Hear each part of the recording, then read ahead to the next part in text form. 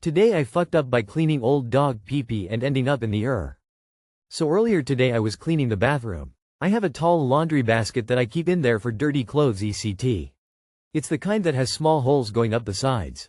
I usually keep a thick black plastic bag in there to keep the smell of the dirty clothes in. Well, as I was cleaning I noticed the laundry basket had a little yellowing tint at the bottom. When I bent down I realized that my 2 dogs have been sneak peeing on the laundry basket. So I take the bag out and OFC. There it is, semi-dried nasty pee-pee in the bottom of the laundry basket. In my head I'm thinking this needs to be sanitized immediately. So here's where I fucked up. I put the laundry basket into the tub and grabbed the first sanitizing thing I see. Concentrated bleach. And I pour. As soon as I pour the bleach onto the pee I knew I messed up bad because it instantly started bubbling. It created toxic chlorine ammonia gas. I turned the tub faucet on full blast into the mix, knocked the basket over in the tub so it could drain, and ran out of the bathroom to grab a rag to wrap around my face. I wasn't fast enough though because my eyes and nose were on fire. Once I got back into the bathroom most of the mix had gone down the drain and I took the basket outside. After a few minutes breathing real air I went back in and opened up all the doors and put all the fans on high. My eyes were still stinging pretty bad, my nose felt burnt, and my face felt tight.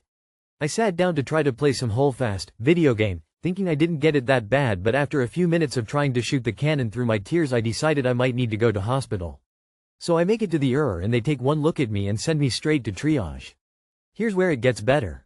The triage nurse looks at my eyes and says we need to get you to the eye wash station for 15 minutes to wash your eyes out because they have mild chemical burn. There's one just around the corner in the bathroom. Let me tell you guys that the nurse was just as surprised as me to say that the eye wash station was no longer in that bathroom. So she goes to find an eye wash station while I sit there with my eyes just crying, and let me tell you there was no eye wash station on the floor. So this other nice nurse says there's one up in ICU for sure across from that nurse's station. So a whole other nice nurse takes me up a floor to ICU where we go to that bathroom where there is no eye wash station. We find another bathroom and another and no eye wash stations anywhere. So finally I say, hey, I've worked in a lot of kitchens in restaurants, there's always an eye wash station next to the dish pit. So we go all the way down to the hospital cafeteria where I stand against the wall and wait for the nurse to see if there's an eye wash station in the kitchen. I waited for a while too. When she came back she was holding 2 bottles in her hand. Portable eye wash kit. The kitchen only had 2 of those and no others and they needed them back, but yes I could use them. The kitchen did not have an eye wash station either. Come to find out later on, the hospital had just gotten remodeled and no one anywhere in the hospital thought to have an eye wash station reinstalled anywhere in any bathroom on the whole premises. So nice nurse takes me back to her area with bottles and we go to a bathroom where I stand over the sink for 15 minutes squishing these bottles into my eyes, making small talk with nice nurse who has to stand there and time me. Finally I get done with that and they sit me in a room until a different nurse comes to look at my eyes, listen to my lungs, and basically make sure I don't have chemical burns anywhere else. Nose is a bit crispy right inside, but since I didn't breath in I was okay. She leaves and I wait for a little longer for the doctor to come in. He prescribes 500 units in each eye with a Morgan's lens. So I sat there and let nurse put these crazy lenses in my eyes after some numbing drops and they did a wash of my eyes. Craziest feeling ever guys. I'm home now finally, my eyes hurt like hell and I've got 10 days of eye drops prescribed every 3 hours. So in case you don't know, don't clean urine with bleach. Especially old dried urine, which is basically just pure ammonia. I'm including a link of a picture my husband took with the lenses in my eyes. It really was the most uncomfortable, weirdest of feelings. Opening square bracket dot. Too long did not read. Today I fucked up by pouring concentrated bleach on concentrated ammonia from dog urine and almost burnt my eyes out. Giphy, 51 UIWI 5 QBZ Co F3B2Z, downsized. Thank you for being a lesson to us all. Godspeed on your recovery. As soon as I read, old dog pee-pee, I was like, oh no. I'm glad your eyeballs are okay. Bro, that the hospital had no eye wash stations anywhere is a huge problem. Never mind the OSHA compliance issue, they effed up way worse than you. I'm sorry for your eyes, sad face. Feel better. Sincerely. I have Graves and had an eye surgery, both eyes, earlier this year, and eye stuff is pretty crazy. Having said that, you know the holes are there on the hamper to let air in, to circulate and air out the dirty clothes, right? I think using a bag probably makes whatever smell is going on in the clothes worse. But actually, if you have dogs peeing on the hamper, maybe you do need that bag. Tears of joy. That's a crazy story. If only you could tell that story to your dog's significant others when they're teenagers. I knew immediately where this was going when you said dig pee. Natural ammonia. Glad you're okay. Today I fucked up by not realizing my wife was on speakerphone. Backstory, my wife has a longtime friend she's very close to, and as such I'm friendly with her husband, though more of an acquaintance because our wives are friends. One time about a year ago this friend was talking with my wife and let it slip that her and her husband had tried out a sleeve in the bedroom and how much she loved it. My wife, foolishly on her part I think, relayed this story to me. Being the bit of an asshole that I am, I started doing that thing where when referring to him, only when my wife and I were alone of course, I would use different celebrity names but with sleeve inserted somewhere. Keanu Sleeves, Sleevey Ray Vaughan, Elvis Presley's, etc. At first my wife was like, don't be an ass, but would always chuckle a bit. Eventually she started joining in and it was like a little private joke and contest of who could get the most creative with it. My wife had some good ones too. On to the fuck up. I got home from work and was switching vehicles to go to the grocery store when my wife called out that her friend's husband would be by the house at 6 to pick up my power washer I was going to let him borrow. I responded, don't worry, I'll be back in time. I would never keep Grover Cleveland waiting. My wife shot me the instant death stare and I quickly realized she was on speakerphone with her friend. I heard, what was that? Out of the phone before my wife answered, oh, nothing, and changed the subject with a bit of fluster. I just left real quick before I lost it laughing and made it worse. When I got home she was pissed, but honestly, I think that one was on her. She should have never told me that shit in the first place and should have indicated she was on the phone. Regardless, I think I'm in the doghouse for a bit. TLRI made an inappropriate joke at my wife's best friend's husband's expense, not realizing she was on speakerphone with her friend. I feel like I'm about to today I fucked up by asking, what is a sleeve? My wife uses a speakerphone a lot and it always pisses me off because she'll be sitting there sometimes with the phone on the table and she won't be saying anything and I'll walk up and start talking and then she looks at me annoyed and starts pointing at her phone. It's like what the fuck, how am I supposed to know you're on the phone? Word to the wise, when you are on speaker always start the call with, hey, got you on speaker. Obviously OP's faux pas is only one of many reasons. Once I called across the house to my husband, are you pooping? And actually he was on a work Zoom. I think the main problem here is that you are talking shit about someone who hasn't done anything to you. If you wouldn't want the person you are talking about to hear you say something then you shouldn't say it at all. I get that you thought you were with your wife, but imagine if the guy had a club foot or some other problem, would you still act the same way? Some people would be okay being the butt of the joke, but I doubt many men would see the humor in this case. TLDR. Stop acting like a teenager and treat people with respect even when they aren't in the room, and you won't ever have to worry about it. I hope Cleveland Brown made it on the list. Today I fucked up by forgetting I turned someone down 12 years ago. I, 30F, just moved back to my hometown area after completely dropping off the radar the second I graduated high school. Bad home life, hugely depressed, etc. I built a nice enough life for myself on my own, but life happens and I decided that being around the good parts of my family back home was worth it. I started getting nostalgic about the past and reached out to one of my childhood friends on Facebook to reconnect. We had known each other since kindergarten and I had some form of crush on him throughout most of grade school. We even briefly lived together while our families went through some hard times.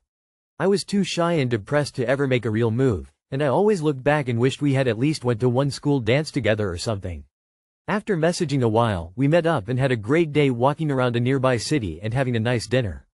I started telling a story about how the only guy who asked me out the entire time I was in school was a creep in 8th grade, and my friend interrupted me to say, that's not true. I asked you to senior prom. I instantly stopped in my tracks and was just incredulous. I asked him multiple times if he was sure and he was very sure. He said I told him that I just wanted to be friends and was very clear about that. I have no reason to doubt him, and my memory is pretty shoddy from that whole era of my life due to my mental health at the time, and it tracks based off some other personal details I won't get into.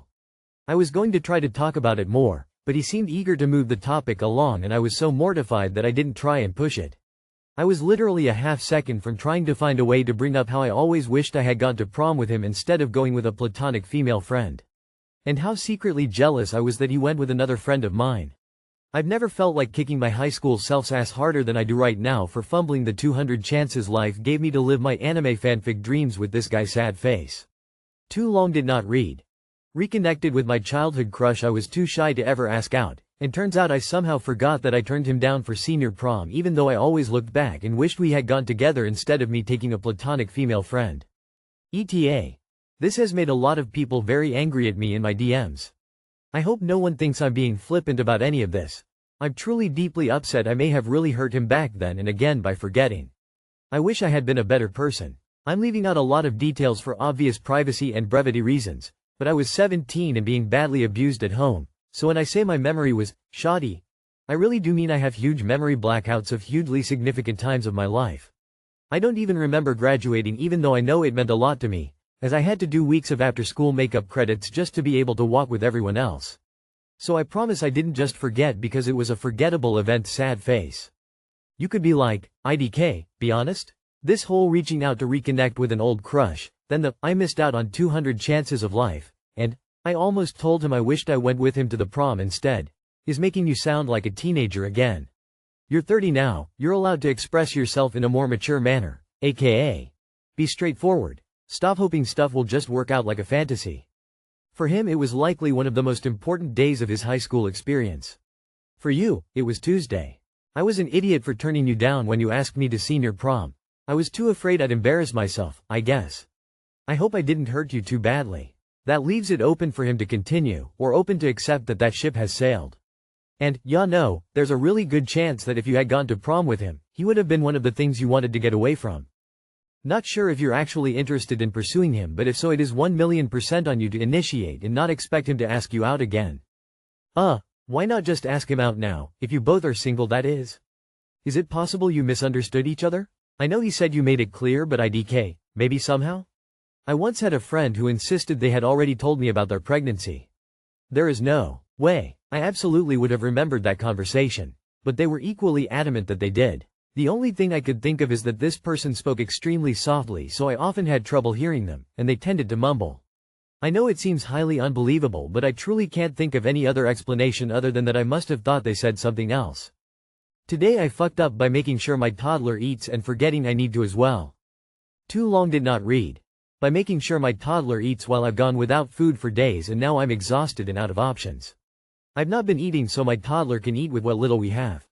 She is my priority, but I haven't eaten in 3 days solely so she doesn't go without and I am exhausted.